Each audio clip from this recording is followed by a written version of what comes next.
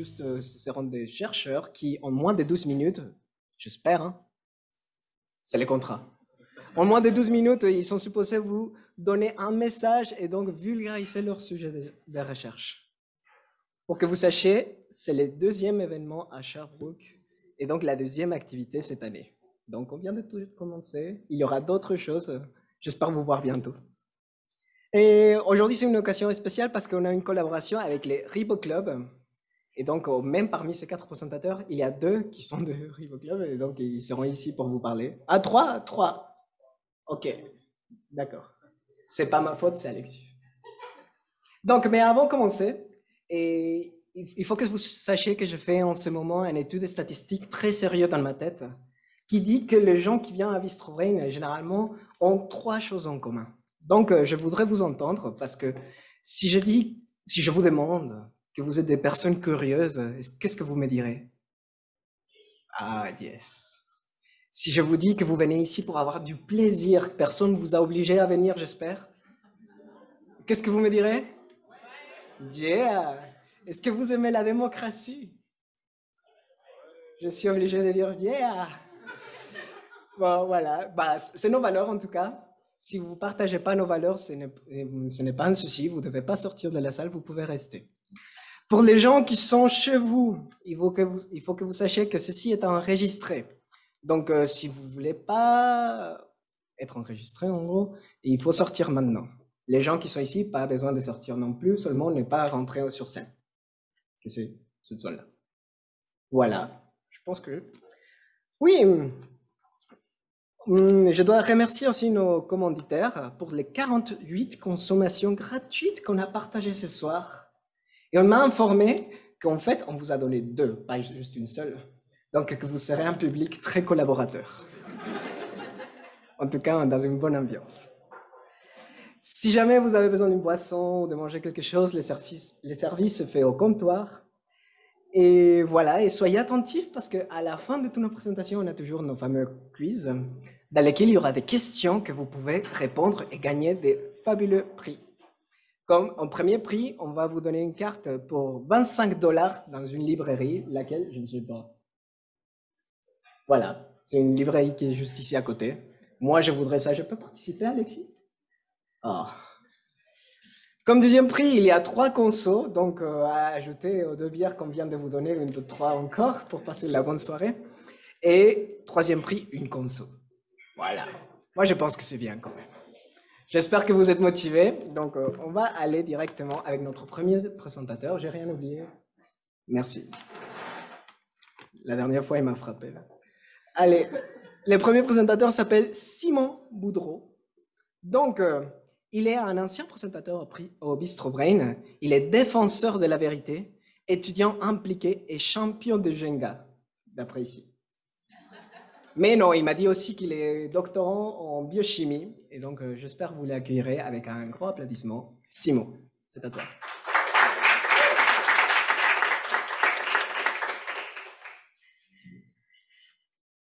Merci beaucoup. Je veux dire merci à Alexis qui m'a écrit genre dimanche pour me dire il manque un présentateur. Je peux pas dire non, en fait. Fait que ça me fait plaisir d'être ici. Puis en fait, aujourd'hui, en fait, je vais juste essayer de vous convaincre que l'avenir des traitements sur le cancer, contre le cancer, ça repose en fait sur des virus. Ça a l'air vraiment bizarre, ça a l'air vraiment surprenant, mais en 12 minutes, je vais essayer de vous convaincre que probablement dans 5, dans 10, dans 20 ans, on va traiter des cancers avec des virus. Donc, le cancer, je pense que je n'ai pas besoin de vous convaincre, c'est probablement la problématique de santé du 21e siècle. On parle de 200 000 nouveaux cas au Canada par année, 80 000 nouveaux décès.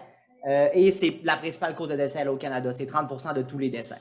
Donc, si vous avez le malheur d'avoir un cancer, la première chose qu'on va essayer de vous suggérer, c'est de la chirurgie. Si on peut retirer votre tumeur, on va le faire. Donc, essentiellement, ça nous permet normalement de nous débarrasser de la majorité de la tumeur, mais si vous avez des cellules cancéreuses qui sont ailleurs dans votre corps, on va passer à côté. C'est aussi possible qu'on vous laisse des cellules cancéreuses en périphérie de la tumeur, donc ce n'est pas nécessairement l'idéal.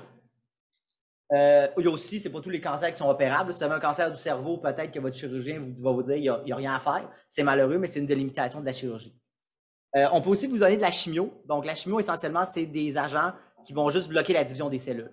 Je vous apprends peut-être rien si je vous dis qu'il y a d'autres cellules dans votre corps qui se divisent. Et c'est pour ça que la chimio, c'est super toxique. Les cellules qui vont faire vos cheveux, les cellules qui vont faire votre tube digestif, eux vont aussi arrêter de se diviser. Puis c'est pour ça que c'est vraiment un traitement qui est très toxique.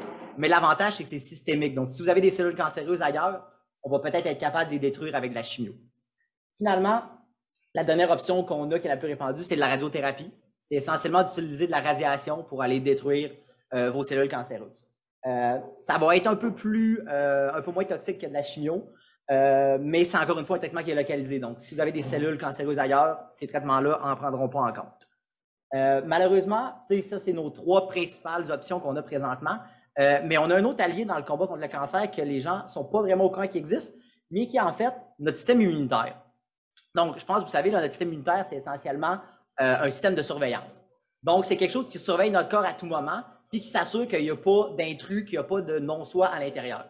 Donc, si le système immunitaire se rendait compte qu'il y avait un intrus, ben, il s'en débarrasserait. Le système immunitaire, c'est aussi, par exemple, un système qui va mettre des défenses en place qui sont sur le long terme. Donc, si le système immunitaire rencontre quelque chose d'anormal, il va s'en rappeler, puis après, il va remettre en place ces mêmes défenses-là. Pourquoi je vous dis ça? Bien, à tout moment dans votre corps, vous avez des cellules précancéreuses, des débuts de cancer que le système immunitaire s'occupe. Pourquoi c'est important? Bien, dans une certaine mesure, votre système immunitaire est capable de combattre le cancer. Le problème, c'est que quand on a un cancer qui se développe, bien, il trouve des moyens, en fait, de se camoufler et de passer inaperçu pour le système immunitaire. Fait que où ça va devenir intéressant, c'est quand on va commencer à jouer avec justement des virus qui ont aussi un lien très intéressant avec le système immunitaire. Donc, ben, ça vient d'où, en fait, cette idée-là de prendre des virus pour traiter le cancer? Ben, c'est une très vieille idée, en fait, qui date des années 50. Donc, déjà dans les années 50, on s'était rendu compte que si on prend des virus, on les met sur des cellules cancéreuses, puis on fait la même expérience à côté avec des cellules qui ne seraient pas cancéreuses, bien, il y a beaucoup de virus qui vont préférer des cellules cancéreuses. Ça leur a l'air un peu surprenant, ça a pris beaucoup d'années d'études avant qu'on comprenne, mais si je vous explique en fait qu'est-ce qui se passe dans une cellule qui est infectée par un virus, bien, cette cellule-là, clairement, elle ne veut pas se diviser. Il y a une cellule infectée, elle ne veut pas devenir 2 cellules infectées, 4 cellules infectées, 8 cellules infectées. Cette cellule-là va essayer de mourir aussi. Elle va choisir de faire un harakiri au bien de l'organisme parce que si elle meurt, le virus ne se réplique pas, il n'y a pas de dissémination du virus de manière systémique dans le système. Évidemment, bien, cette cellule-là qui est infectée va essayer de flaguer le système immunitaire et dire ben, écoute, on a un problème ici, il faudrait que tu t'occupes de moi, il faudrait peut-être que tu checkes s'il y en a d'autres infectés ailleurs dans le système aussi. Fait que ça, c'est une chose que les cellules infectées vont faire et finalement, ben, ils vont éviter de former des nouveaux vaisseaux sanguins. Ça, c'est une belle autoroute pour que le virus se propage dans l'organisme. La cellule ne voudrait pas ça. Maintenant, si on met ça en opposition avec une cellule qui est cancéreuse, ben, c'est essentiellement tous des mécanismes que les cellules cancéreuses ont perdus. Donc, une cellule cancéreuse n'est pas capable d'arrêter de se diviser et de croître. Ça fait partie de ses caractéristiques. C'est une cellule qui est résistante à se faire harakiri. Elle ne peut pas mourir par elle-même. C'est évidemment, je vous l'ai dit tantôt, une cellule qui passe inaperçue pour le système immunitaire, donc elle ne va pas alerter le système immunitaire qu'elle a un problème. Et finalement, ben, c'est une cellule qui va en fait stimuler beaucoup la formation de nouveaux vaisseaux sanguins parce que la tumeur elle a besoin de nutriments qui viennent par le sang. Donc, quand on les met côte à côte, en fait, on se rend compte qu'une cellule infectée, c'est une cellule, en fait, les mécanismes d'une cellule infectée qui sont là pour se défendre contre l'infection, ben, c'est tous des mécanismes qu'on n'a pas dans les cellules cancéreuses. Fait qu'une cellule cancéreuse, essentiellement, le choix qu'elle a fait de devenir cancéreuse la laisse sans aucun mécanisme de défense contre une infection virale. C'est comme ça, en fait, que les virus vont surtout être spécifiques pour des cellules cancéreuses, c'est que ces cellules-là, essentiellement, sont sans défense. Fait que les virus, ils ont des caractéristiques qui sont vraiment intéressantes pour en faire des traitements. Les virus, ben, ils peuvent infecter des cellules de manière spécifique. Je vais expliquer comment ils peuvent être spécifiques pour des cellules cancéreuses. Évidemment, ben, ils peuvent se reproduire. Donc, si on donne X quantité de virus à un patient, cette quantité-là va par elle-même augmenter avant de diminuer. C'est pas comme si on donne de la chimio, puis essentiellement, le système va l'enlever va la dégrader au fur et à mesure. Là, le virus peut, pendant un certain temps, se répliquer par lui-même. Évidemment, ben, ils peuvent détruire des cellules. Quand on est infecté par des virus, souvent, le résultat de l'infection, ça va être la destruction des cellules. Mais surtout, ils peuvent stimuler le système immunitaire. Donc, on va passer en fait d'une tumeur qui est très camouflée pour le système immunitaire à une tumeur qui est plutôt très facilement détectable. Parce que le fait qu'il y a un virus qui se réplique dans cette tumeur-là, ça va permettre au système immunitaire de se rendre compte que peut-être que j'ai toléré quelque chose qui est anormal. Et il y a beaucoup de l'efficacité de ces virus-là qui passe par le fait qu'en fait, ils réveillent le système immunitaire puis ils permettent maintenant au système immunitaire lui-même d'attaquer la tumeur et de détruire cette tumeur-là. Donc, des virus, en fait, qu'on peut utiliser contre le cancer, il y en a plein. Je vais vous donner un exemple ici d'un virus qui est naturellement oncolytique. Donc, c'est le virus qu'on connaît, on ne l'a pas modifié en laboratoire. C'est un virus qui s'appelle réovirus. développé par une compagnie en Alberta qui s'appelle Oncolytics Biotech, sous le nom de PelaReorep. Mais essentiellement, ce virus-là, c'est un virus qui est commun, qui infecte à peu près tous les mammifères. Vous, moi, on l'a probablement déjà rencontré. C'est un virus qui a une infection qui est normalement asymptomatique. Normalement, le virus va passer par la voie respiratoire et intestinale, donc les poumons, le système digestif. Ce qui est intéressant avec Réo, c'est qu'on l'a étudié en phase clinique 1, phase clinique 2, phase clinique 3, contre plein de cancers différents. Puis essentiellement, le virus se comporte à peu près toujours de la même manière. Il n'y a pas de cancers qui ont l'air d'être plus facilement ciblés par le virus. Donc, quand on a fait de la recherche clinique, essentiellement, ce qu'on a fait en premier, c'est d'essayer de combiner de la radio, de la chimio. Ça avait ses limitations, ça avait une certaine efficacité, mais ce n'était pas parfait.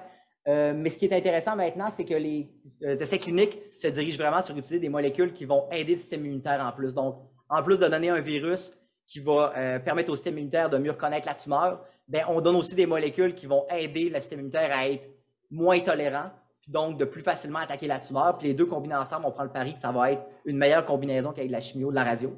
Puis c'est pour vous dire aussi que si on se débarrasse de chimio, on se débarrasse aussi des effets toxiques de la chimio. Là. On aimerait ça éventuellement avoir des traitements qui sont beaucoup moins toxiques.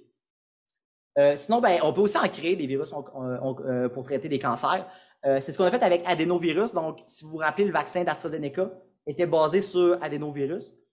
Donc, c'est un virus qui est commun, qui va nous causer normalement des rhumes. Donc, la plupart de nous, on l'a déjà rencontré dans notre vie. Mais ce qu'une compagnie en Chine a fait, c'est en fait d'aller enlever 2 gènes. Donc, essentiellement, on a enlevé 2 gènes au virus, puis ça l'a laissé beaucoup moins bon finalement que ce qui était avant. Parce qu'il manque des bouts, il trouve ça difficile.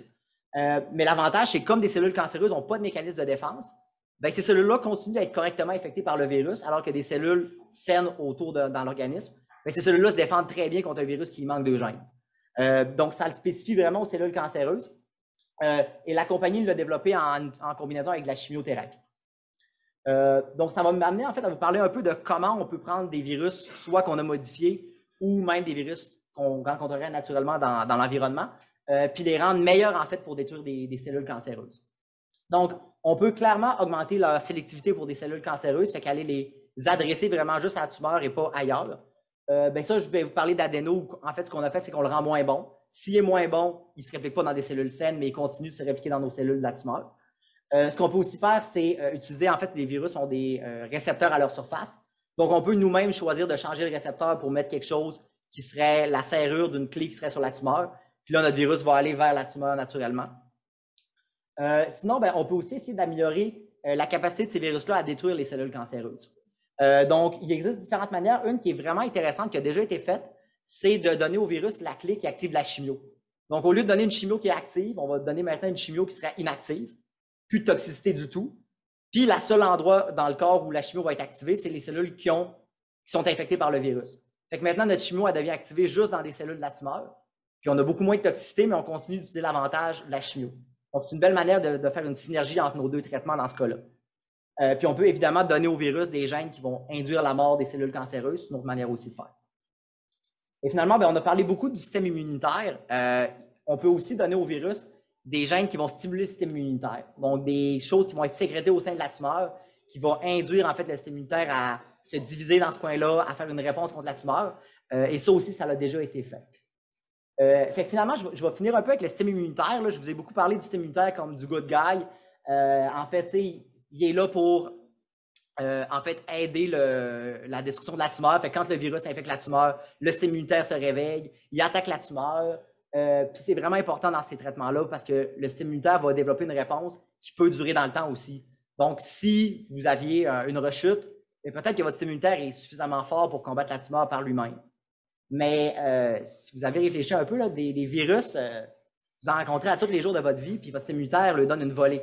Fait que ça, c'est un problème qu'on a parce que le système immunitaire, il est spécialisé à reconnaître des virus et à les détruire.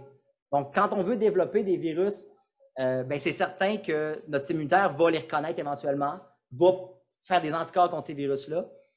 Puis éventuellement, si on donne le virus 2 fois, 3 fois, 4 fois, ça se peut que ça devienne absolument plus efficace parce qu'il y a trop d'anticorps qui neutralisent notre virus avant même qu'il y ait un effet. Puis même, je vous ai déjà dit, il y a certains virus qu'on a déjà rencontrés. Donc, si vous avez déjà des anticorps contre ce virus-là, si vous avez déjà la réponse en place, ça se peut que votre système immunitaire, à partir de la première dose, se réveille. Donc, ce qu'on essaie de faire, c'est d'utiliser des fois des virus qui viennent d'autres espèces. On peut prendre des virus qui infecteraient normalement le bétail, puis utiliser ça chez l'humain. Donc, vous ne l'avez jamais rencontré. En partant, on est sûr que vous n'avez pas d'anticorps. Sinon, on peut aussi tricher, on peut camoufler le virus, on peut faire plein de choses pour éviter que le système immunitaire attaque le virus. Mais en définitive, en fait, les virus, ils ont des avantages vraiment intéressants. C'est une thérapie, en fait, qui a vraiment deux mécanismes d'action. Non seulement le virus détruit la tumeur, mais le virus va aussi stimuler le système immunitaire à attaquer la tumeur. Donc, c'est vraiment cette dualité-là qui fait que je pense que c'est un traitement qui est super intéressant. C'est un traitement qui est beaucoup plus spécifique que de la chimio, par exemple. Vraiment, ces virus-là vont se répliquer dans les cellules cancéreuses. Donc, c'est vraiment, vraiment beaucoup plus spécifique que de la chimio. On peut imaginer de faire des combinaisons de traitements. On l'a fait avec la chimiothérapie, avec la radiothérapie. On pourrait imaginer d'avoir en fait des virus puis des molécules qui agissent sur le système immunitaire. On peut imaginer qu'on peut faire un peu n'importe quoi. Puis on pourrait même imaginer d'avoir un panel de virus. Donc, peut-être que pour un patient 1, c'est un virus qu'on va donner, puis pour le deuxième patient, ça va être un autre virus, parce que sa tumeur répondrait mieux à un deuxième virus qu'au premier. Évidemment, ça ne vient pas avec juste des avantages, il y a des inconvénients.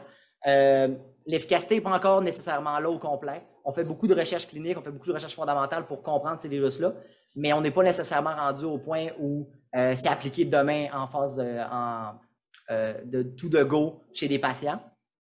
Évidemment, le système immunitaire, je vous l'ai dit, c'est notre ennemi puis notre allié dans ce cas-là. Donc, il faut toujours garder en tête qu'il faut que le système immunitaire soit présent puis attaque la tumeur, mais il ne faut pas qu'il attaque le virus. Donc, c'est toute une balance à avoir dans ce cas-là. Évidemment, on joue avec le système immunitaire, donc il y a toujours un risque que le patient ait une réponse immunitaire forte parce qu'on y injecte un virus puis ça stimule son système immunitaire. Il faut quand même garder ça en tête quand on fait des essais cliniques. Mais finalement, c'est une thérapie qui est très jeune, en fait. On a très peu de cas où c'est appliqué en clinique. Donc, je pense qu'on a vraiment une place à mieux comprendre ces virus-là, à mieux les caractériser. Puis éventuellement, je pense qu'on va être vraiment capable de les utiliser en clinique. Donc, en conclusion, ces virus-là, c'est vraiment une nouvelle option de traitement qui est non seulement novatrice, mais aussi prometteuse. Leur développement, ça va requérir beaucoup de recherche fondamentale. Il va falloir qu'on comprenne vraiment bien les mécanismes de pourquoi un virus oncolytique marche chez un patient, ne marche pas chez un deuxième patient, comment on peut les optimiser, les rendre meilleurs. Mais ça va nous prendre aussi beaucoup de recherche clinique. Il va falloir l'essayer chez des patients pour être capable de voir ce qui marche, ne marche pas. Mais je prévois quand même que d'ici 5, 10, 15, 20 ans, je pense qu'on va avoir des virus en clinique qu'on va utiliser de manière routinière. Ça va faire partie, en fait, de notre arsenal de traitement contre le cancer. Puis, je vais prendre vos questions si vous en avez.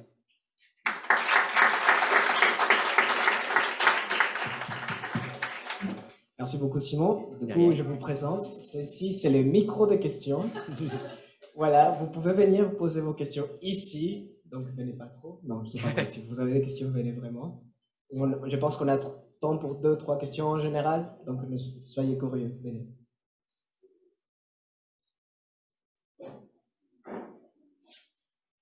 Par rapport au virus, oui. On a eu avec le ARN, on a vu aussi avec l'Astra, je ne sais pas comment on le nomme. Ouais. Est-ce que ça a été poussé par rapport à cette nouvelle génération de virus, hein, le ARN? De vaccins. De vaccins, oui, mais on utilise les virus par rapport à ça. Dans les vaccins ARN, il n'y a pas de virus. Okay. C'est vraiment juste de l'ARN messager. Dans les vaccins AstraZeneca, là, c'était un virus. Fait que le virus servait en fait juste de véhicule pour délivrer la séquence qu'il codait pour la protéine spike. Donc, essentiellement, ce qu'on disait à la cellule, c'était produit la protéine spike. Puis le virus servait en fait d'une voiture qui part du point A, la seringue, à l'intérieur de nos cellules pour dire c'est quoi les instructions en fait à notre cellule. Okay. Est-ce que le virus peut être fait chimiquement comme un peu le principe de l'ARN?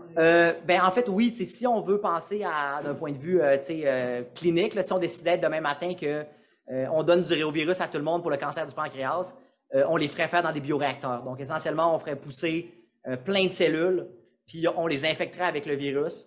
Puis ce qui ressortirait de là, ça serait bien du virus qu'on purifierait. Puis évidemment, il y aurait du contrôle qualité pour être certain qu'il n'y a pas d'autre chose, qu'on a bien purifié ces virus-là. Mais ça passerait par les mêmes étapes qu'un médicament essentiellement ou un vaccin ARN. Je vais faire l'avocat du diable. Oui! Ouais. On sait qu'il y a aussi des virus qui créent des cancers. Oui, il y en a 7. Comme les papillomavirus. HPV. Voilà, qui créent par exemple les cancers beaucoup chez les femmes. Ouais.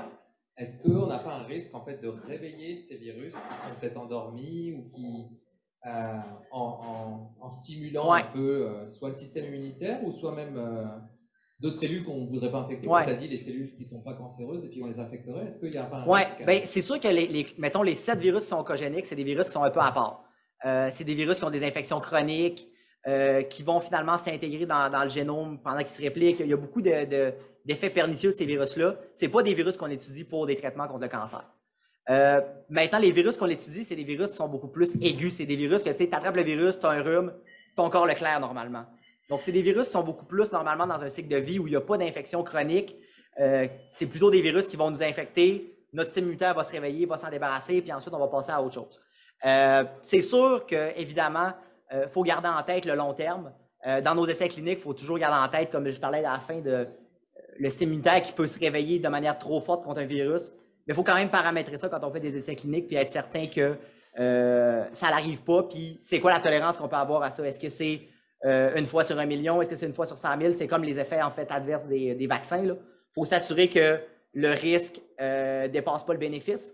Mais je pense que dans le cas des patients qui ont un cancer, pour l'instant, la chimio, ça a beaucoup d'effets néfastes, très peu ça a des bénéfices, mais ça a beaucoup d'effets néfastes. Donc, je pense que tout ce qu'on va pouvoir prendre qui nous permet de gagner un peu en bénéfices puis de perdre un peu en effets néfastes, on va le prendre jusqu'à temps qu'on réussisse à avoir des traitements qui sont vraiment spécifiques, sans effets secondaires. Mais ça, je ne sais pas, ça va prendre combien de temps, là. Ça va être à la médecine personnalisée à nous dire quand est-ce qu'on va être rendu là.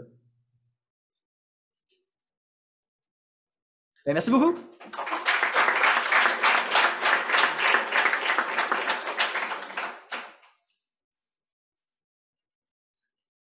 Je vais pas toucher ça. Ceci, c'est le pointeur du pouvoir. Ça sert à pointer des erreurs et à pointer simplement, de toute façon. Et les présentateurs, quand vous aurez venir. Alors, suivant. Il s'appelle Patrick Delattre. Oui, j'ai bien prononcé. Et il a un baccalauréat et maîtrise en biochimie, mais il ne manque pas de diplôme parce qu'il est aussi maintenant étudiant à la maîtrise en gestion de l'environnement. Donc voilà, une personne bien complète. S'il vous plaît, applaudissez-le.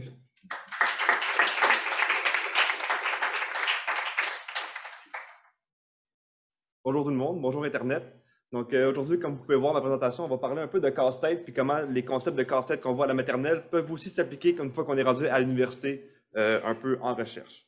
Donc quel genre de casse-tête que je parle? Je parle vraiment de ce type de casse-tête-là. Donc quand je pense qu'on est un peu tous familiers avec ce genre de casse-tête-là, dans le fond, on prend juste un objet qui a une forme, on le met dans une boîte qui a des trous de bonne forme-là, puis on est capable de le faire rentrer en même temps. Bien, c'est un peu le même concept que je vais vous montrer dans ma présentation quand je vais parler des protéines.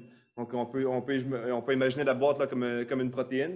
Puis, je vais vous montrer un peu comment ce principe-là peut s'appliquer, puis comment, avec ce même concept-là, quand on fait de la recherche, on est capable de développer des médicaments pour sauver des vies. Donc, je parle de protéines. Je ne sais pas si tout le monde est à l'aise. Donc, on va commencer par les protéines, c'est quoi?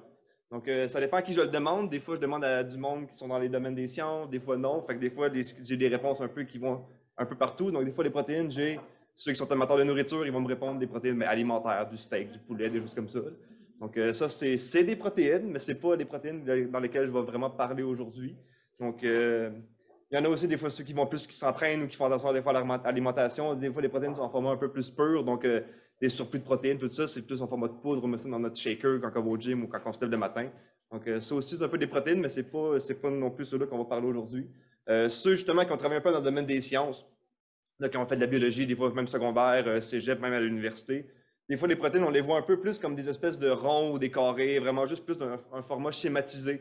Donc, juste pour expliquer des fois un concept, mais on ne voit pas vraiment la protéine telle qu'elle est. Comme moi, que justement, ma maîtrise, je l'ai fait en biochimie, j'ai fait de la structure de protéines.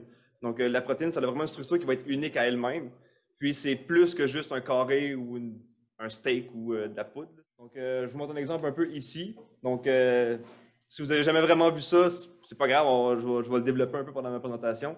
Mais si on regarde vraiment une protéine, ça a vraiment une structure, ça a une forme, c'est comme ça que ça va un peu interagir avec les autres choses.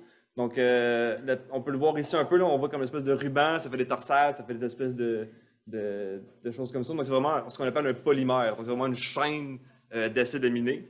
Donc, un acide aminé, c'est quoi? Un acide aminé, ça reste une petite molécule bien simple. Donc, ça, c'est 1. Donc, ça, c'est ce qu'on appelle le monomère de la protéine. Donc, c'est vraiment juste une des unités. Donc, on appelle ça un acide aminé parce que ceux qui ont fait de la chimie un peu, ils vont reconnaître qu'on a un groupement acide et on a un groupement amine. Donc, acide aminé, les biologistes en général ne sont pas super inventifs pour nommer les choses. Donc, ça, c'est vraiment, c'est ça qui va être vraiment la base de la protéine. C'est ça qui va vraiment faire notre chaîne, notre polymère. Donc, il va y avoir une réaction chimique qui va se faire entre le groupement amine et le groupement acide d'un autre. Dans le fond, j'aurais en mettre un deuxième, là, mais ça va vraiment s'additionner un comme ça. Ça va en faire une chaîne. Donc, c'est vraiment ça qui va faire le squelette de notre protéine. Ça va vraiment faire le backbone, comme on appelle. Donc, ça va ressembler un peu à une espèce on est un peu tôt parce qu'il y a Halloween avant, mais quand on essaie les espèces de guirlandes de Noël, là, les lumières, là, on attache à travers la maison, puis les filets qui tombent, là, ça va vraiment ressembler à ça. On a vraiment le fil qui tient tout, puis il va y avoir des chaînes rattachées à ça. Donc, c'est un peu ça que le R vient représenter ici. Donc, le R, ça va vraiment être une chaîne qui va varier. Donc, il y en a à peu près 20, il y en a 20 différentes. Donc, je les ai mis un peu ici. Là, si vous n'êtes pas familier avec la chimie ou les structures ou peu importe, c'est vraiment pas important. Là, pour vous montrer un peu la différence, la variété qu'il peut y avoir. Donc, on a plusieurs groupes. Donc, on va avoir les chaînes apolaires. Donc, apolaires qui sont sans charge. Donc, en général, ils ne voudront pas interagir avec des trucs chargés ou avec de l'eau. Ils vont vraiment vouloir interagir avec eux. On a les polaires neutres aussi. Ils vont pouvoir interagir avec l'eau, avec eux autres, mais ils vont être neutres, donc ils n'auront pas de charge. Puis, on a aussi les chargés négatifs et positifs. Donc, en général, là, si on a des atomes, des boules rouges, c'est de l'oxygène. Ça va être souvent chargé négativement. Et les chaînes chargées positivement, donc ça va être plus des bleus, donc c'est des azotes. Donc, en général, on peut voir un peu comme des aimants, nord-sud, mais plus-moins, ça va s'attirer, moins-moins, ça va se répulser. Donc, déjà là, on peut voir qu'en fonction de la chaîne qu'on va avoir, ça va interagir ou non avec d'autres chaînes. Donc, quand on va commencer à faire notre structure, comme on peut voir ici, là, il y a un début de structure juste avec la chaîne, on peut l'imaginer. Donc, on va avoir des liaisons qui vont se faire, comme je disais, plus-moins, ça va vouloir s'attirer, ça va venir donner une certaine structure à notre protéine. L'effet hydrophobe, donc c'est un peu ce que j'expliquais, les chaînes apolaires vont vouloir interagir avec eux plus qu'interagir avec de l'eau. Donc, ils vont vouloir faire une boule ensemble, un peu comme des micelles d'huile dans de l'eau. C'est le même principe, c'est exactement la même chose. Donc, la raison pourquoi l'huile et l'eau ne se mélangent pas, c'est pour ça. Donc, après ça, liaison hydrogène, de pont-sulfureux, c'est d'autres genres d'interactions qu'on va retrouver. Puis ça va vraiment venir donner la structure à la protéine. Cette structure-là, c'est vraiment ça qui va être vraiment important parce que c'est comme ça que la protéine, c'est ça qui va faire qu'elle est unique, qu'elle va avoir une fonction, puis que les autres protéines ou molécules vont être capables de la reconnaître. Donc, si on revient un peu, là, ça c'est un exemple, mettons une structure 3D d'une protéine comme moi je suis habitué de l'avoir. Donc, ça c'est la protéine que j'ai calculé la structure justement pendant ma maîtrise. Donc, c'est vraiment une toute petite protéine. Là, on peut voir, il y a différentes formes, là, mais comme toutes les. C'est schématisé, on ne voit pas tous les atomes là-dedans, mais c'est vraiment pour montrer qu'en général, quand les brins sont proches, là, quand la chaîne justement sont proches une d'elles, il y a des interactions qui sont là. C'est vraiment ça qui va donner la structure, la rigidité aussi à la protéine. Donc, ça, c'est vraiment une petite protéine. Là. On voit qu'il y a quelques structures un peu si on veut, mais il y en a beaucoup plus grosses qu'on peut voir là. Un peu un effet de grandeur, là, ça c'est à peu près 300 résidus versus celle que j'avais montrée avant, c'était à peu près 76. Donc, il y en a des énormes, il y en a des encore plus grosses dans le corps. Mais je voulais vraiment vous amener avec elle parce que c'était avec elle que je vais faire le lien avec mon exemple de casse-tête que je parlais au début. Donc, quand je parlais de casse-tête au début, les protéines, bon, on a vu un peu la structure. Il va se former des poches des fois dans les structures. Donc, il va vraiment avoir si on les met par-dessus parce que ça, c'est la façon que nous, on va les regarder. Mais, comme je le mentionnais, il y a des chaînes, des charges et tout ça. C'est vraiment ça qui va faire comme l'enveloppe externe, si on veut, de la protéine. C'est avec ça que la protéine va être capable d'interagir avec le reste du monde. Donc, nous, on a nos mains, nos yeux, on est capable de toucher les objets, voir leur forme. La protéine, elle n'a pas ça. Fait que ce qu'elle a, c'est vraiment juste son enveloppe. C'est ça qui va déterminer comment elle interagit avec les autres. Donc, si on modélise un peu, si on veut l'enveloppe là-dessus, ça ressemble un peu à ça. Fait qu'on a encore les mêmes codes de couleurs que tantôt. Donc, ce qui est en bleu, c'est du chargé positivement, donc des charges positives. Ce qui est en rouge, ça va être des charges négatives. Puis là, si on revient vraiment à mon exemple de casse-tête du début, donc on essaie d'aller chercher des formes là-dedans. Ce qu'on peut voir, c'est qu'on a une certaine cavité dans ce coin-ci. Donc, ça, c'est vraiment une cavité. Il y a une molécule qui est capable d'aller se glisser là-dedans pour venir réagir justement avec la protéine. La protéine, elle va être capable de venir cliver cette molécule-là, donc juste la casser en deux. Là. Donc, cette protéine-là, elle sert à ça, en partie. Donc, si on prend ce concept-là, on est capable de dire, OK, il y a des molécules qui peuvent aller là-dedans. Et dans l'exemple que j'ai choisi ici, cette protéine-là est impliquée dans le cancer. Donc, son nom, c'est la protéine, c'est CDK6, puis elle est impliquée dans un type de cancer du sein. Donc, si on va plus loin là-dedans, on peut déjà comprendre que, en connaissant la structure, en connaissant justement, on a une pochette ici, on sait qu'il y a des molécules qui viennent se lier là. Si on est capable de dessiner une petite molécule qui serait capable d'aller se lier là, on serait déjà quand même avancé. C'est ça que Pfizer ont fait en fait. Ils ont fait le même jeu que le casse-tête qu'on faisait à la maternelle. Ils ont vraiment fait, OK, si on peut trouver une forme qui irait là-dedans, on pourrait inhiber cette protéine-là, donc l'empêcher de fonctionner. Ça pourrait aider justement à réduire l'agressivité du cancer. Donc, si on regarde les molécules qui ont fait pour ça, donc en haut, ici, on peut voir justement, ça c'est de la molécule, c'est naturellement, c'est elle qui va se lier dans la liaison. Si on la compare juste avec la molécule que Pfizer a développée, c'est difficile des fois de voir un peu la ressemblance avec la molécule. C'est pas comme si c'était un carré avec un carré. Puis si on prend un peu l'analogie du casse-tête, justement, avec les morceaux qu'on met dedans, il y en a peut-être qui ont vu la vidéo sur TikTok ou ailleurs là, de la personne qui prend justement ce casse-tête-là puis qui a réussi à rentrer tous les morceaux dans le même trou. Parce que justement, dépendant comment on place le morceau, dépendant comment on l'oriente, ils vont être capables de tout rentrer dans, je pense, dans le carré. Là. Le rectangle rentre dedans, le triangle est capable de rentrer dedans, le cercle aussi. Donc, si vous ne l'avez pas vu, vous irez le voir, c'est quand même drôle. Mais on est capable de tout les rentrer à la même place. Donc, ce qui veut dire que dépendant comment on oriente, comment on place notre morceau, il va être quand même capable de fitter dans le trou. C'est un peu ça qu'ils ont fait ici, c'est que si on les superpose, il y a une place qui est vraiment importante pour la liaison justement dans le trou. C'est vraiment là où on a comme les espèces de deux cycles. Donc, il y a des parties de la molécule qui ne sont pas importantes pour rentrer dans la cavité. Donc, notamment cette chaîne-là ici. Puis, même chose pour justement la molécule que Pfizer a développée. Cette chaîne-là, elle ne rentre pas dans la cavité. Donc, si on va la mettre dans la cavité de la protéine, c'est pas super évident à voir parce que prendre du 3D puis le mettre sur une place 2D, c'est pas évident. Mais ce qu'on est quand même capable de voir, c'est qu'on peut voir que justement, dans le fond de la poche, c'est là que vraiment que la liaison va se faire. Donc, c'est là que la molécule va aller se placer. Puis, donc, on peut voir justement avec la molécule naturelle, mais la queue va aller plus vers la droite, alors que celle que Pfizer a développée, la molécule va aller plus comme vers la gauche. Donc, c'est ça quand même important aussi, quand on étudie les structures des protéines, ça va beaucoup servir à ça justement. On va être capable de déterminer sur une molécule, c'est quoi la partie qui est importante à conserver, donc quand on développe des médicaments. Donc, l'avantage que ça peut avoir, c'est si, mettons, dans la molécule naturelle, justement, pour cette protéine-là, cette partie-là n'est pas importante avec cette protéine-là, mais des fois, une autre protéine dans la cellule, on parle dans les protéines, il y a des milliers de protéines. Je veux dire, il y a plein. Là. Fait que peut-être que cette molécule-là est reconnue par une autre protéine, ça va être capable d'interagir avec justement cette partie-là, qui n'est pas importante dans celle-là, mais qui va être importante pour une autre. Qui va être capable justement de la prendre, de la dégrader ou des choses comme ça, donc l'enlever. Donc, si notre molécule, pour combattre le cancer, une méthode de chimio, elle se faisait dégrader de la même façon, ça ne serait pas avantageux. En faisant une molécule qui est différente, qui ne serait pas reconnue par les autres protéines, mais quand même par celle-là, mais ça donne un avantage. D'être capable de savoir justement avec la structure de la protéine, comme quand on les étudie, de savoir justement quelle partie qui est importante à garder. On est capable de faire un meilleur design de médicaments. Donc, encore le jeu du casse-tête de la maternelle. Là. Donc, savoir quelle partie est importante et quelle partie ne l'est pas. Donc, ça fait à peu près le tour là, justement de mon casse-tête de pourquoi la structure des protéines, c'est important. Puis, je parlais un peu aussi des protéines, comment ils se voient, puis comment nous, on les voit. Là, on les voit d'une certaine façon, mais moi, pendant ma maîtrise, avec la technique que j'utilisais, les protéines, je ne les voyais vraiment pas de cette façon-là. Donc, pour moi, les protéines, ça ressemble à ça. Donc, ça va être pour une autre présentation parce que je n'ai pas le temps de rentrer là-dedans. Mais si ça vous tente d'en apprendre, si jamais on fait une présentation là-dessus, ben, je peux vous faire une présentation. Mais c'est comme ça que pendant mes 2 ans et demi de maîtrise, c'est comme ça que j'ai regardé mes protéines. Donc, c'est pas mal ça. Si vous avez des questions, je suis là pour y répondre.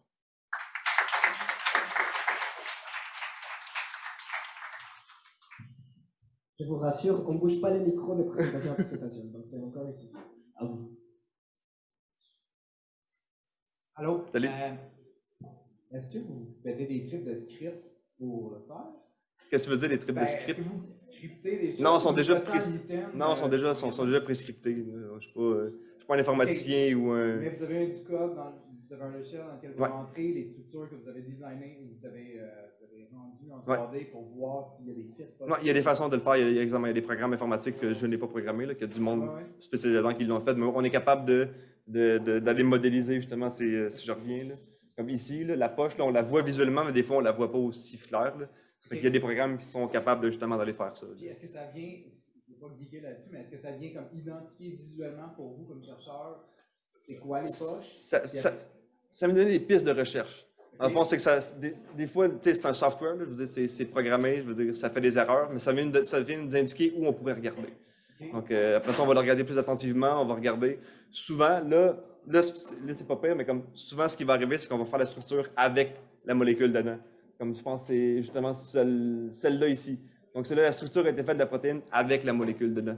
Donc, là, c'est facile de voir où, là, on la voit. Vous vouliez voir si ça allait fitter, comme dans ton exemple de casse-tête, dedans. Oui, exactement. Dans le fond, c'est ça. C'est pas moi qui ai travaillé là-dessus. Là, c'est Pfizer. C'était bien avant moi. Là, on donnait ça justement c'est un peu un exercice de travaux pratiques qu'on donnait aux étudiants au bac en pharmacologie, là, de justement le concept de pochette d'interaction, justement.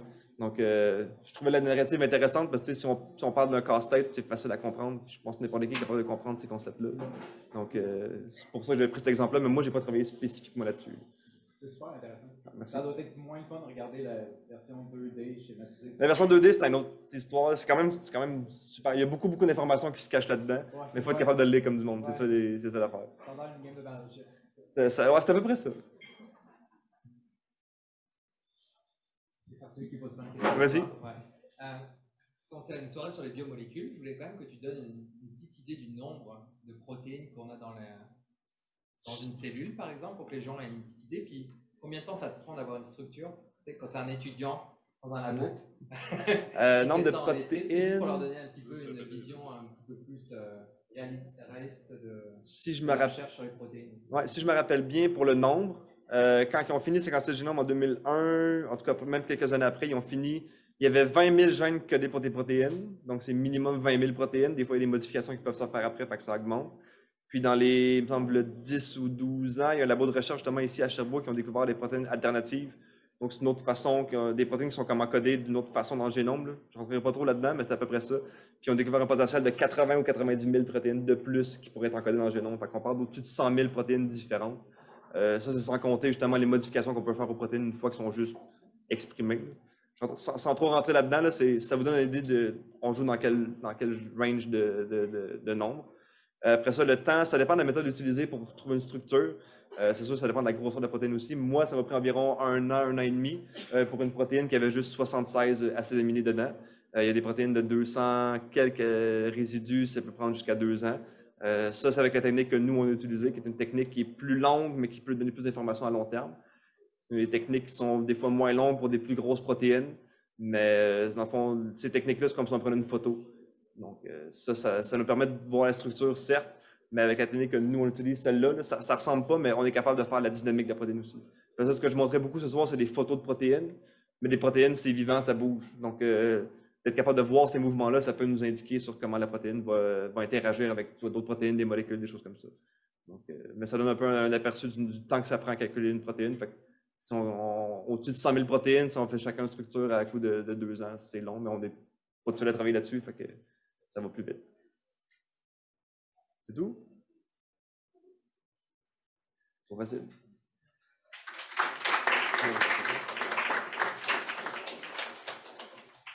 Merci Patrick. T'es l'exemple parfait de qu'il ne faut pas avoir des lunettes pour être un bon scientifique. Merci beaucoup. Un autre petit détail, c'est que on entend très bien ce micro à l'arrière, mais les micros de questions, malheureusement, non.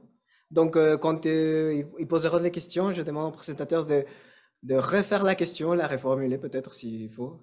Et voilà, et vous commencez à répondre. Maintenant, on est arrivé à la moment de la pause. À quelle heure on revient? 25 18h10, donc à peu près 10 minutes. On se voit après la pause. Merci.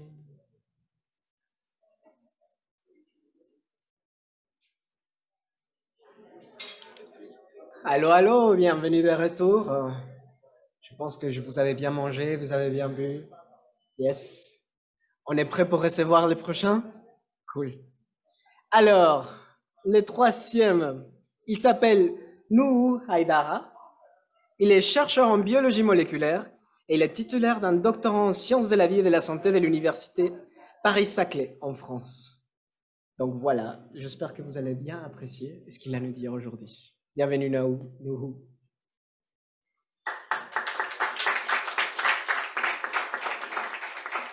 C'est ça? Oui, avec ça. Avec les petites flèches, tu peux vérifier. D'accord. Peut-être c'est l'autre, celui qui est en haut. C'est ça. D'accord. Ok, bon, je vais utiliser ça. Comme je vais utiliser ça. Ah, voilà. C'est bon. Parfait. Ok, moi je suis vraiment très content d'être aujourd'hui parmi vous. Je vais vous parler un peu de mon aventure depuis ces 4-5 dernières années de ma vie, où je travaille un peu sur l'ADN, essaie de comprendre quelle est la fonction de l'ADN au sein de la cellule.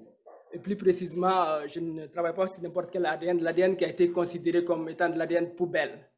Donc moi, je cherche un peu dans la poubelle et puis essayer de comprendre bah, qu'est-ce qu'il y a d'utile en fait finalement dans la poubelle. C'est ça effectivement mon rôle aujourd'hui.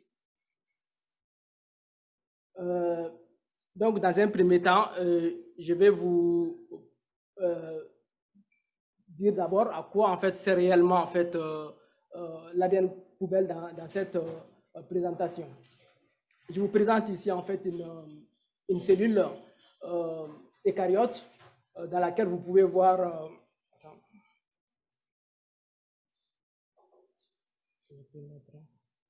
voilà. Je vous montre ici en fait une cellule eucaryote dans laquelle vous pouvez voir en fait le noyau qui est là en violet. À l'intérieur du noyau, il y a en fait de l'ADN qui est impacté à l'intérieur. Il faut imaginer justement que en fait notre corps, le corps humain, en fait, il est composé d'environ 3×10 puissance 13 cellules pour environ 200 types cellulaires tels que les neurones, les cellules du foie, les cellules du pancréas, les cellules du cœur, les cellules du poumon. Maintenant, depuis un certain nombre d'années, les scientifiques ont cherché en fait un peu à décoder l'information contenue en fait dans l'ADN. Ils ont fait en fait ce qu'on appelle un séquençage qui consistait en fait à déchiffrer l'information qui est contenue dans cet ADN-là pour pouvoir essayer d'expliquer un certain nombre de processus physiologiques. Donc, ils se sont rendus compte qu'à leur grande surprise, bah, l'ADN qui est là pour être utilisé déjà par la cellule, en fait, elle va servir à produire des molécules d'ARN qu'on appelle les ARN messagers. Donc, à travers ces machines qui fonctionnent comme de véritables photocopieuses, qui vont tout simplement se lier à l'ADN, qui vont faire la copie de l'ADN. Ensuite, cette copie est utilisée par d'autres machineries en fait, pour produire des protéines qui sont les véritables ouvriers en fait, dans la cellule qui supportent toutes les fonctions qui se passent dans la cellule.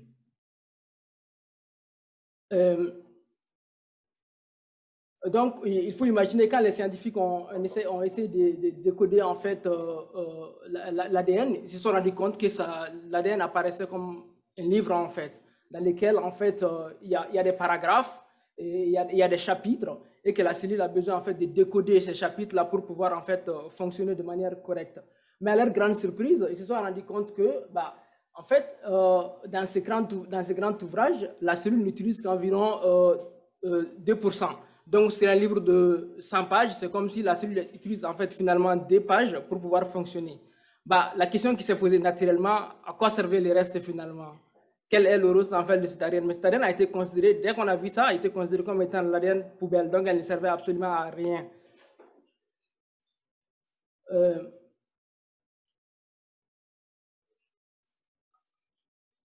Donc, moi, mon travail depuis ces 4 dernières années, c'est vraiment de comprendre en fait finalement à quoi sert ce message, cet ADN qui est dans la cellule et qu'on prétend qu'il ne sert en fait absolument à rien.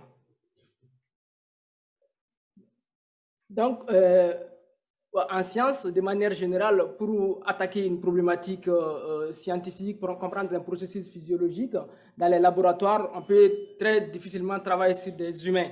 On va aller chercher en fait d'autres organismes vivants qui ressemblent aux vivants sur lesquels on va pouvoir réaliser ces expériences-là. Donc, comme vous pouvez le voir ici, en fait, quand les scientifiques en fait, ont fait le séquençage, décoder l'ensemble de l'information génétique contenue dans nos ADN, ils se sont rendus compte qu'entre l'homme et la femme, après, il y a une similarité de 99%. Mais il y a une proximité entre l'homme en fait, et les singes qui est de l'ordre de 96%. Mais encore plus intéressant, il y a des organismes beaucoup plus simples qu'on peut facilement manipuler dans les laboratoires qui aussi en fait, représentent des similarités avec l'homme. Donc moi, aujourd'hui, pour pouvoir en fait, comprendre la fonction de cet ADN-là, j'ai essayé d'utiliser en fait, ces organismes beaucoup plus simples qui sont beaucoup plus manipulables en laboratoire pour essayer de questionner en fait, ces problématiques. Donc, qu'est-ce qu'on a fait dans un premier temps? On a pris des organismes, on a pris la levure par exemple, on est parti, on a cherché à enlever en fait ces morceaux d'informations dont on pensait que ça ne servait à rien. Dans un premier temps, on a juste regardé en fait la capacité des cellules à pouvoir se diviser. Est-ce que ces cellules-là, lorsqu'ils n'ont pas ces informations-là, est-ce qu'ils sont capables de se diviser? Donc, à notre grande surprise, on a vu qu'ici, ce qu'on voit ici, une cellule dont on a utilisé en fait un véritable ciseau moléculaire pour pouvoir en fait détacher ces régions qu'on pensait que ça ne servait à rien. À notre grande surprise, on voit que les cellules là, en fait, ils sont en colère, ils n'arrivent pas en fait à pousser. Donc ça veut dire que finalement cette information qu'on avait depuis longtemps pensé qu'elle ne servait pas à quelque chose, en fait finalement elle sert à quelque chose. Donc plus tard, nous avons essayé de regarder quel peut être le rôle de cette ADN poubelle dans différents processus physiologiques. Donc on s'est intéressé plus précisément au stress. Quand on est stressé, il y a beaucoup de réactions biochimiques qui se passent dans le corps. Mais il y a des mécanismes physiologiques qui se mettent en place, il y a des molécules qui sont sécrétées pour permettre à notre corps de pouvoir gérer ces stress-là. Moi, j'ai utilisé un organisme simple comme la levure pour essayer de comprendre quel peut être en fait le rôle de cet ADN poubelle dans la réponse au stress. À notre grande surprise, la découverte qu'on a pu faire, c'est de trouver qu'en fait, cet ADN poubelle était important, par exemple, pour le transport du zinc. Lorsque nous consommons le zinc dans notre alimentation, il va se trouver dans le corps. Sauf qu'à un moment donné, il faut que ce zinc arrive à rentrer à l'intérieur des cellules pour pouvoir les supporter dans leurs fonctions. Donc, ce qu'on avait trouvé effectivement, cet ADN poubelle, il aidait en fait finalement le zinc à rentrer dans nos cellules. Et lorsque cet ADN poubelle n'est pas là, nos cellules ont du mal en fait à prendre en charge le zinc qui peut être issu de notre alimentation. Je vous remercie.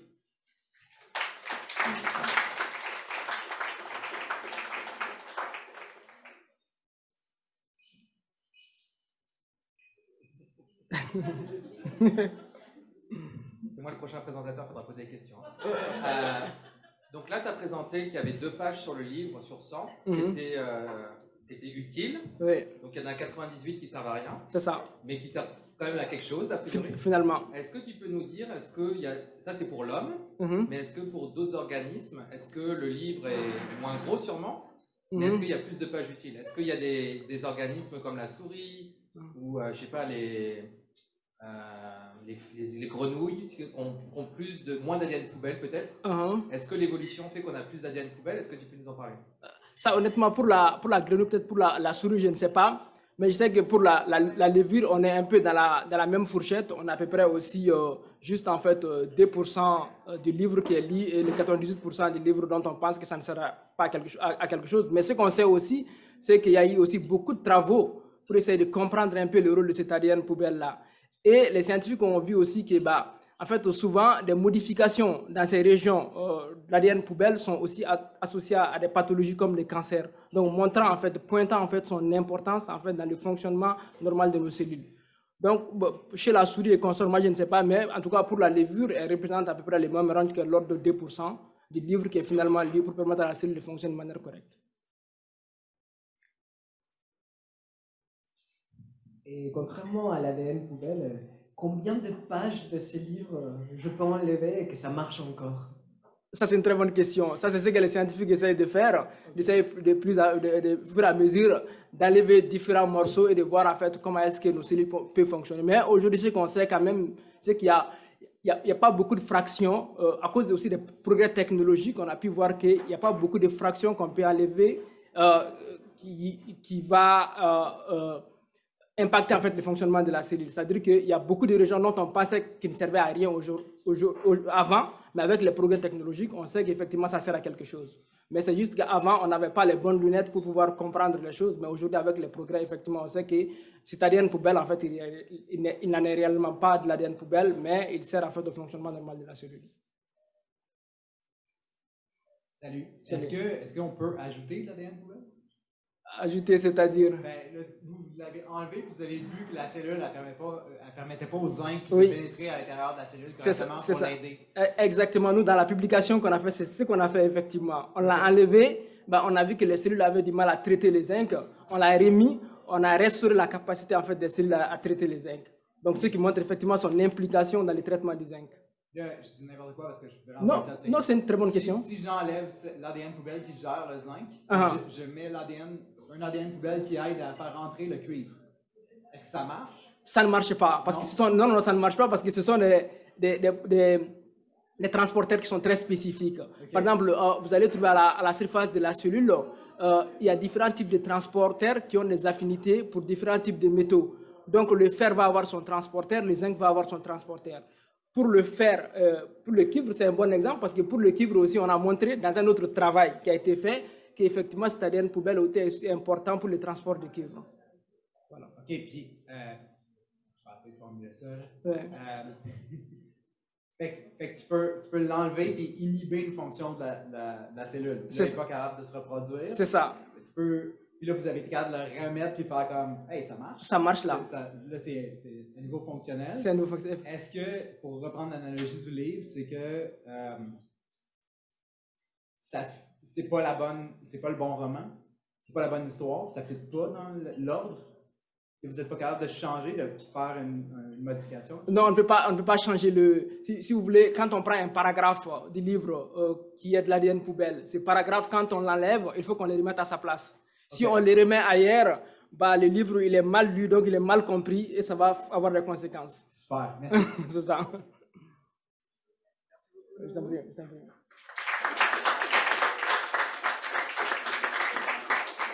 C'était super intéressant. Alors, on arrive à la fin, et c'est là que vous dites, non. Oh, oui, il faut. Il s'appelle Benoît Laurent.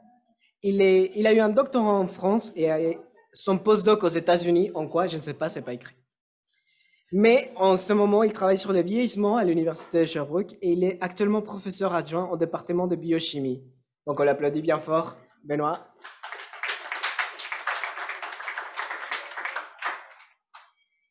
Merci. Donc aujourd'hui, je vais vous parler de vieillissement et en particulier du cerveau. Donc pour illustrer un petit peu ma présentation, je vous ai mis un petit peu un cerveau avec des ampoules. Donc on voit qu'il y a des ampoules qui sont allumées, puis il y a des ampoules qui sont éteintes. Donc là, on a deux options. Comment l'ampoule s'éteint? Soit on boit trop de bière et puis on ne se rappelle plus de grand-chose. Soit la deuxième option, c'est qu'on vieillit. Okay, donc là, aujourd'hui, on va parler plus de la deuxième option, quoique ce soir, on va voir qui c'est qui est dans la première option. Okay, donc vieillir, en fait, j'ai ouvert mon laboratoire il y a 4 ans ici à Sherbrooke et puis j'ai décidé de travailler sur le vieillissement. Pourquoi le vieillissement? En fait, je pense que c'est l'avenir dans un sens parce que quand on regarde la population mondiale, on est à peu près 1 milliard de personnes qui ont plus de 65 ans et puis dans à peu près 30 ans, on va avoir le double. C'est-à-dire qu'on va avoir 2 milliards de personnes sur Terre qui vont avoir plus de 65 ans. Donc ça bien sûr, ça va venir avec son lot de problèmes. Quand on vieillit, on s'arrange pas. Donc ça, c'est ça qu'il faut mieux comprendre le vieillissement pour mieux agir contre le vieillissement. Okay, et quand on pense à ce que la biologie et qu'est-ce qu'on fait aujourd'hui en recherche, il y a beaucoup de personnes qui s'intéressent à comment on se développe, mais il y a peu de personnes qui étudient comment on vieillit. Et je pense que c'est ça qui est important, c'est de comprendre comment on arrive à vieillir, en particulier comment le cerveau vieillit. Donc c'est ce qu'on fait dans mon laboratoire. Okay, donc on travaille sur le cerveau. Donc, on travaille avec des vrais cerveaux. Voilà, donc ça, c'est un cerveau. Et puis, si je vous demande, est-ce que vous pouvez me nommer une région du cerveau? Ouais. Le lobe frontal, est-ce que ça porte un nom particulier? C'est quelle région de... Donc, le lobe frontal serait ici. Ça s'appelle comme quelle région du cerveau? Bon, je vais t'aider, c'est le cortex. Quel cortex frontal? On a, par exemple, le cervellum ou le cérébellum. Vous pouvez connaître tous ces noms-là et vous pouvez les lire dans les magazines et tout ça. Bon. Ce qu'il faut savoir, c'est que quand on vieillit, les différentes régions du cerveau ne vieillissent pas en même temps. Okay, donc, on ne sait pas trop pourquoi ça se passe, pourquoi l'arrière du cerveau vieillit avant le devant ou inversement en fonction des personnes. Quand j'ai ouvert mon labo, je me suis dit, OK, on va réfléchir et il y a peut-être une solution pourquoi le cerveau ne vieillit pas en même temps. Okay, la solution, je vais vous la présenter. Et c'est peut-être une région du cerveau que vous ne connaissez pas forcément. Dans le cerveau, en fait, on a des cavités, ce qu'on appelle les ventricules. Donc, les ventricules, vous les voyez ici. Et dans ces ventricules, en fait, vous voyez qu'on a quelque chose qui est vert. Je l'ai mis en vert, mais ce n'est pas en vert dans le cerveau. C'est ce qu'on appelle, en fait, le plexus choroïde. Okay, donc, ça, c'est... Dans votre cerveau, vous n'avez pas que des neurones. Vous avez d'autres choses dans votre cerveau. Et puis, le plexus choroïde, vous allez voir, ce n'est pas des neurones. Okay, donc, ce plexus choroïde, on pense que dans le laboratoire, c'est ce tissu qui est à l'origine du vieillissement du cerveau. Okay, et on étudie ce tissu-là.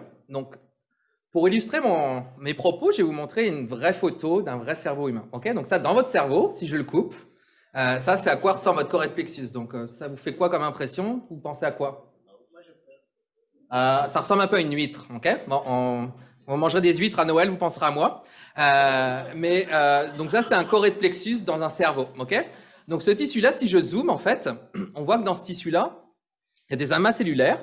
Ça forme une sorte d'excroissance et puis on voit qu'il y a des vaisseaux sanguins. Donc en fait, dans le cerveau, le sang arrive dans le cerveau par le choroïde plexus, par ce tissu-là. Et si je zoome encore, on voit en fait que ce tissu-là, c'est pas des neurones. En fait, ce qu'on voit, c'est que ce tissu-là, en fait, c'est des cellules épithéliales qui sont alignées, qui sont les unes après les autres. Et en fait, dans le tissu, on voit qu'on a nos vaisseaux sanguins. Okay, donc, ce tissu-là, à quoi il sert dans le cerveau? Ce tissu-là, en fait, il est formé de cellules épithéliales et en fait, par le sang, ce qui va se passer, c'est que le sang va être filtré et en filtrant, en fait, le cerveau va produire du liquide céphalorachidien. Okay, donc, c'est ce qu'on appelle, vous pouvez lire comme ça, on a un liquide dans le cerveau et ce liquide-là, en fait, il a plusieurs fonctions. La première fonction, c'est d'aider à soulever le poids du cerveau, puis aussi, surtout, à le nourrir. C'est-à-dire que plus que vous mangez des bonnes choses, des oméga 3, etc., ça va aller dans votre cerveau, ça va vous aider à avoir un bon fonctionnement du cerveau. Et puis aussi, ce chorioïde plexus, il va aider aussi à sécréter des protéines. Donc, les cellules du chorioïde plexus ici vont sécréter des protéines que Patrick vous a parlé dans votre cerveau. Et ça va aider à réparer votre cerveau. C'est-à-dire quand vous avez des neurones qui meurent, on est capable d'en reproduire grâce à ce que sécrète le chorioïde plexus. Donc, maintenant, vous voyez l'importance d'étudier le chorioïde plexus au cours du vieillissement, en se disant que si le chorioïde plexus il vieillit, ben, il y a des choses qui vont plus être sécrétées dans votre cerveau et donc ça peut impacter le fonctionnement de votre cerveau au fur et à mesure du temps. Okay, donc, c'est ce qu'on fait. Donc, l'objectif, en fait, c'est de déterminer comment le chorioïde plexus il vieillit pour essayer de comprendre est-ce que ça impacte le vieillissement du cerveau. Okay, donc, comment on fait pour étudier ça? Parce que je ne vais pas vous demander votre cerveau puis l'étudier. On est des humains, c'est pas trop comme ça que ça se passe. Okay, donc, on a quand même, je vais vous présenter un modèle. Donc, on travaille bien sûr avec la souris, mais on travaille aussi avec le singe dans le laboratoire. Okay, aujourd'hui, je vais vous présenter la souris pour des... Je n'ai pas envie de vous faire peur. Donc, on travaille avec des souris. Donc, on travaille avec des souris de 6 mois, ce qui est à peu près l'équivalent de quelqu'un de 25 ans dans la force de l'âge, comme vous ce soir. Voilà. Et puis, on travaille avec différents âges. Donc, on va travailler avec des souris qui ont 12 mois. Donc, ça va être un petit peu plus 40, plus, c'est moi. On va travailler avec des souris qui ont 18, c'est un peu plus 55. Et puis, on va travailler avec des souris qui sont un peu plus vieilles, qui ne sont pas encore trop vieilles, mais... elle commence à avoir du mal à marcher un peu dans la cage et c'est à peu près l'équivalent de 75 ans. Okay, donc, on a 24 âges de souris. Et puis, on récupère leur cerveau, on récupère leur chorioïde plexus et puis on va étudier ce qui se passe au cours du temps. Okay, pourquoi on peut travailler avec la souris? C'est qu'en fait, les souris ont des chorioïdes plexus, les singes ont des chorioïdes plexus, les humains ont des chorioïdes plexus. Pratiquement tous les mammifères ont cette structure dans le cerveau. Donc, c'est vraiment une structure qui est importante.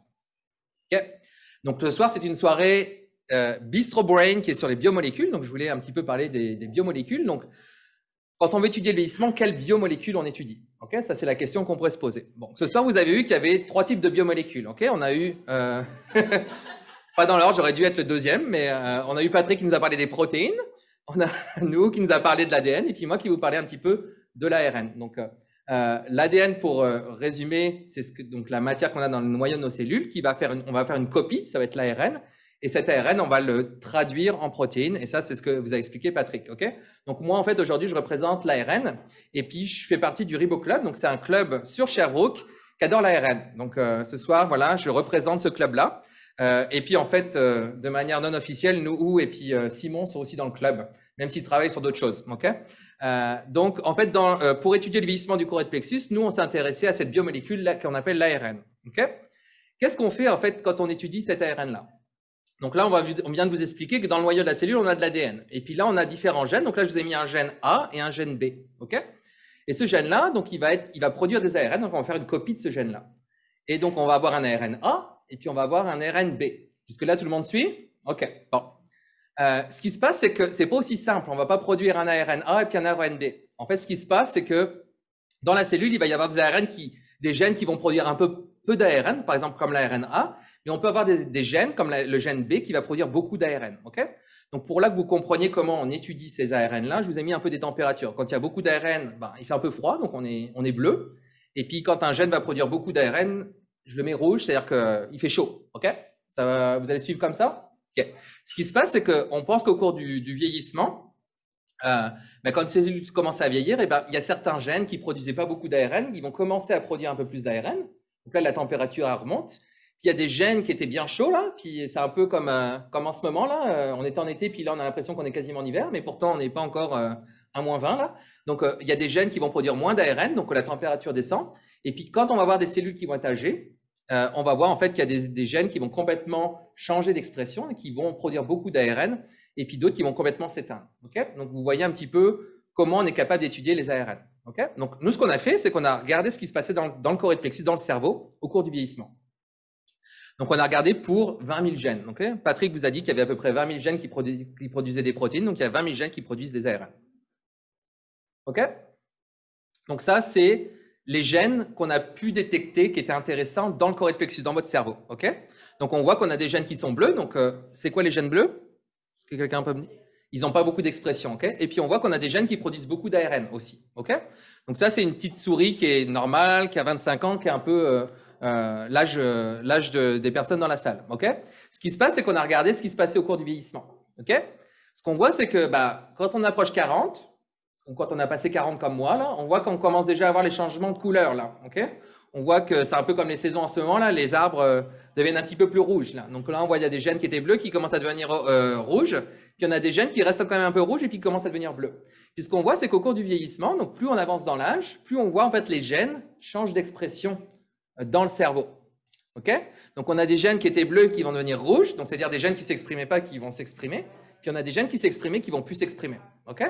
Et puis si on regarde à quoi ils servent ces gènes-là, on voit que les gènes donc, qui deviennent bleus à rouge, c'est-à-dire les gènes qui s'expriment, ils sont impliqués dans l'inflammation. Donc Simon vous a parlé un petit peu du système immunitaire, mais on voit que dans le cerveau, on a aussi une activation du système immunitaire. Puis c'est pas bon. On va dire quand on a l'activation du système immunitaire, c'est pas bon. Et puis on voit aussi que les gènes qui diminuent, c'est les gènes qui sont impliqués plus dans les synapses, dans tout ce qui est le fonctionnement du cerveau aussi. Donc ça veut dire que si ça diminue, c'est pas bon non plus parce que votre cerveau fonctionne moins. OK? Donc là, on était plutôt content, puis on s'est dit, mais est-ce que c'est vraiment ce qui se passe dans le cerveau? Est-ce qu'il y a uniquement ça qui se passe? Donc ce qu'on a fait, c'est qu'on a regardé s'il n'y avait pas des gènes qui pouvaient changer de manière anormale. Et puis on a trouvé des groupes de gènes aussi qui n'étaient pas exprimés, mais qui étaient exprimés. Puis on les a regardés, puis on a regardé qu'au cours du vieillissement, ça ne changeait pas. Okay? Donc on s'est dit, c'est bon, ça veut dire que le cerveau quand même reste un petit peu fonctionnel. Et puis ce qu'on s'est aperçu, c'est que vraiment... Ouais, carrément, ouais. Au cours du vieillissement, ce qui se passe, c'est que dans le cerveau, dès qu'on approche un âge qui est un petit peu plus âgé, les gènes, ils changent complètement. C'est comme si vous faisiez un blackout avec votre bière, là, quasiment. Donc, en fait, ce qu'on s'est aperçu, c'est que ces gènes-là, ils sont pas beaucoup exprimés et quand vous êtes vraiment vieux, il y a un moment, il y a quelque chose qui se passe et puis là, ça switch. Puis ça peut vous dire que c'est pas bon pour le cerveau, là. OK? Et on a regardé à quoi ça servait ces gènes-là. Donc, on a vu aussi que c'était encore d'autres gènes qui étaient impliqués dans l'inflammation, c'est-à-dire qu'il y a des gènes qui ne sont pas exprimés, qui sont liés dans l'inflammation, puis dès que vous êtes vieux, c'est encore pire. Là. Donc, ça veut dire que c'est vraiment pas bon pour votre cerveau. Puis, il y a des gènes qui sont impliqués dans la régulation de la structure de l'ADN, donc c'est un petit peu ce que vous avez expliqué nous. Là, l'ADN change un peu au cours du vieillissement aussi. Donc là, on voit que c'est des changements qui sont vraiment plus abrupts que les changements que je vous ai présentés avant. Donc, ce qu'on arrive à faire comme modèle maintenant, c'est ça, c'est que vous avez votre cerveau, vous avez 25 ans, soyez heureux, vous allez voir ce qui va se passer. Vous allez avoir des changements qui vont se passer graduellement. Vous ne voyez pas vieillir, et croyez-moi, vous ne voyez pas vieillir. Mais ce qui se passe, c'est que l'inflammation qui est ici, vous la voyez, elle augmente progressivement dans le cerveau au cours du temps. Puis il y a un moment, vous vous rendez compte que votre cerveau il fonctionne moins bien. Je veux dire, il y a des fois, je vais dans la cuisine, je me rappelle plus ce que je devais faire. Je me dis, mais est-ce que c'est normal ou est-ce que je suis passé à un stade là? Bon, je pense que je suis à peu près là, mais bon. Ce qui va se passer pour moi, puis peut-être aussi pour vous dans quelques années, c'est que l'inflammation ne va pas s'arrêter là. Elle va continuer. Et puis à un moment, quand l'inflammation va être vraiment trop forte dans le cerveau, ce qui va se passer, c'est que ça va créer des changements vraiment abrupts. Les changements que je viens de vous montrer là. Et ça, c'est pas bon du tout parce que ce qui se passe, c'est qu'entre 55 et 75 ans, ces changements-là, ça va vraiment faire des dommages dans votre cerveau. Okay? Et donc cette inflammation-là et ces changements-là de gènes, d'expression de gènes, en particulier d'ARN, ça va faire des gros dommages dans votre cerveau. Et si le choré de plexus il est vieux, il ne peut plus sécréter ces protéines qui vont réparer le cerveau. Et donc, du coup, c'est là où on commence à perdre des neurones. Et puis, si on perd des neurones, on perd la mémoire. Okay? Donc, ça, c'est vraiment ce qu'on est en train de découvrir dans le laboratoire. C'est que ce plexus choroïde, on voit qu'il commence quand même à vieillir autour de 40 ans. Donc, je suis mal barré, mais vous n'êtes pas loin non plus, là. Mais c'est ça. Mais c'est que le seuil critique, c'est vraiment entre 55 et 75 ans. C'est pour ça qu'il faut quand même préserver des bonnes habitudes de vie, pour essayer de préserver en fait ce shift que vous avez vu là de dramatique dans le cerveau, pour éviter en fait d'avoir un cerveau qui est endommagé. Les perspectives de ces découvertes-là, c'est quoi aujourd'hui? Qu'est-ce que ça veut dire ces recherches-là? On peut se poser la question, c'est OK, est-ce que le choré de plexus il vieillit de la même manière que le reste du cerveau? C'est-à-dire que vous avez mentionné le cortex tout à l'heure, mais est-ce que le cortex il vieillit de la même manière? La réponse, je peux vous la donner ce soir, c'est non. Okay? Le choré de plexus, il a l'air de vieillir plus rapidement que les autres régions du cerveau. Donc, c'est vraiment pour ça qu'on pense que c'est l'événement central du cerveau pour le vieillissement. La deuxième question qu'on peut se poser comme question, est-ce que vraiment le choré plexus, il provoque le vieillissement du cerveau? Puis ben là, je peux vous dire que l'inflammation dans le cerveau, c'est la seule région du cerveau qui provoque l'inflammation. Donc oui, la réponse, c'est le choré plexus, c'est celui qui provoque le vieillissement du cerveau. Et la dernière question, c'est est-ce que le choré plexus, il joue un rôle dans le développement des maladies neurodégénératives? Et la réponse, là encore, c'est encore oui. C'est-à-dire que le choré plexus, si votre choré plexus, il fonctionne moins bien que la normale à votre âge, ça va vous favoriser le développement de maladies neurodégénératives, donc on va faire mourir plus de neurones, et donc du coup, on peut développer des maladies telles que l'Alzheimer ou d'autres maladies de type neurodégénératif. Okay? Donc, l'essentiel de garder comme message ce soir, c'est quand même de l'espoir. Donc, on fait des recherches, on essaye de comprendre comment le cerveau vieillit, et ça, pourquoi on fait ça? C'est pour nous permettre de mieux le prévenir, le vieillissement, et aussi pour pouvoir trouver des traitements pour pouvoir ralentir ce vieillissement. Okay? Donc, sur ça, je vais juste remercier tous les gens de mon laboratoire qui travaillent sur le vieillissement du cerveau. J'ai mis des petites étoiles pour les 2 étudiants qui ont quitté mon laboratoire, mais qui ont travaillé sur ce sujet-là. Et puis tous les collaborateurs, et puis tous les sponsors. Donc, on ne fait pas la recherche sans argent. Donc, il faut quand même les remercier à la fin. Je vais vous remercier de votre attention. Merci.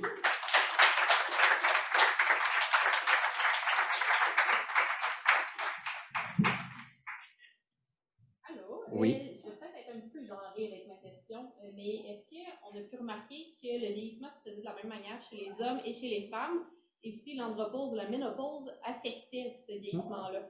C'est une bonne question. Donc, en tout cas, chez les souris, et on l'a fait aussi chez les singes, on n'a pas l'air de voir de changement entre les sexes. C'est-à-dire que le vieillissement va se passer au même rythme. C'est juste que les mêmes gènes vont pas vieillir. C'est pas les mêmes gènes qui vont vieillir. Ok? C'est-à-dire qu'un homme et une femme vont vieillir au niveau du cerveau de la même manière, mais c'est pas exactement les mêmes ARN, les mêmes gènes qui vont s'exprimer. Donc oui, il peut y avoir un effet au niveau de la ménopause, mais c'est pas ça qui va faire que une femme va vieillir, va mourir plus longtemps, enfin, a une espérance de vie plus longue qu'un homme. Ça, c'est vraiment inné au sexe et c'est pas dû au vieillissement en tant que tel, mais c'est une question que les chercheurs essayent d'adresser, de voir est-ce que le sexe pourrait pas avoir une influence. Jusqu'à maintenant, on n'a pas trouvé de gène qui était chez la femme qui pouvait expliquer ces différences de 10 ans d'espérance de vie ou un petit peu moins en fonction des pays. Donc, vous êtes chanceuse, vous êtes une femme. On est un homme, on est un petit peu moins chanceux, on a un petit peu moins d'espérance de vie, mais votre cerveau va vieillir de la même manière. Donc, c'est ça. On est égaux devant le vieillissement, en tout cas.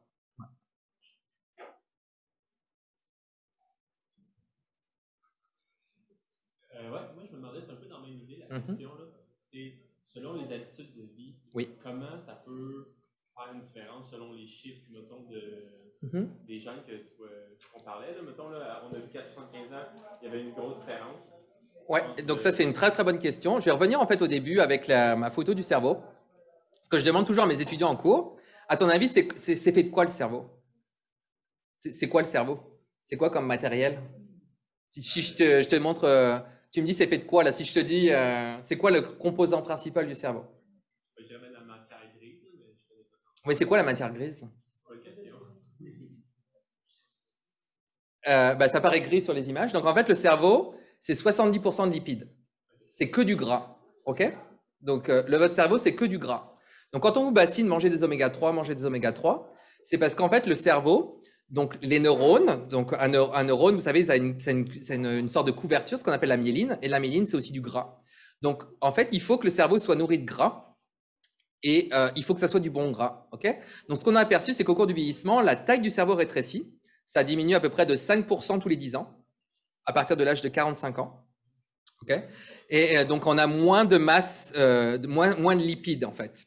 Et en fait, ce qu'on voit, c'est que par exemple, le vieillissement chez les personnes qui ont Alzheimer est encore plus accéléré, c'est-à-dire qu'ils perdent encore plus de masse du cerveau. Et donc du coup, les habitudes de vie comme bien manger équilibré, c'est-à-dire qu'on nourrit, je t'ai expliqué que le choré plexus, ça filtrait le sang, et puis ça nourrissait le cerveau. Donc plus tu manges bien, plus ton cerveau va bien manger. Là, en gros, c'est ça. Donc oui, les habitudes de vie, c'est important, ça ralentit les mécanismes que je viens de te présenter. Okay? Donc si tu as une habitude de vie qui n'est pas bonne, c'est clair que tu vas accélérer le vieillissement du choré plexus et peut-être d'autres régions du cerveau. Ça, c'est par exemple par rapport à la nutrition. On a des habitudes de vie qui sont plus en termes d'activité physique. Okay? Qu'est-ce qui se passe quand tu marches? En fait, tes muscles, ils fonctionnent. Et les muscles, quand ils fonctionnent, ils libèrent des substances qui vont au cerveau, qui passent par le sang et qui passent par le choré plexus. Donc, on pense, ça s'appelle des myokines. Okay? Donc les myokines qui sont sécrétées par ton muscle vont aider en fait au fonctionnement aussi du cerveau. C'est-à-dire qu'on pense que l'activité physique va stimuler les cellules souches qu'on a dans notre cerveau qui produisent des nouveaux neurones. On a des cellules souches, j'ai pas eu le temps de vous en présenter ça ce soir, je peux peut-être faire une autre présentation sur ça. Mais en fait, on a des cellules souches tout du long de notre vie qui fonctionnent. Okay? C'est pour ça que des fois, on a des personnes de 80 ans qui ont un cerveau, je veux dire, ils sont capables de réfléchir comme ça. Puis on a des personnes qui ont 60 ans qui ont déjà des troubles de la mémoire. On n'est pas égaux, et c'est parce qu'en fait, notre cerveau fonctionne pas de la même manière. Donc, il y a des gens qui ont des meilleures habitudes de vie, qui vont en fait préserver le vieillissement de leur cerveau. Okay? Il y a des facteurs génétiques, il y a des choses, des gènes dans notre cerveau qui vont faire qu'on va avoir plus de chances de développer une maladie neurodégénérative ou d'accélérer le vieillissement de notre cerveau aussi. Donc c'est important d'avoir une bonne qualité de vie. Ça favorise en tout cas, ça met toutes les chances de ton côté. Donc tu peux quand même boire de la bière, mais avec modération. Ouais. Pas d'autres questions? Merci à vous.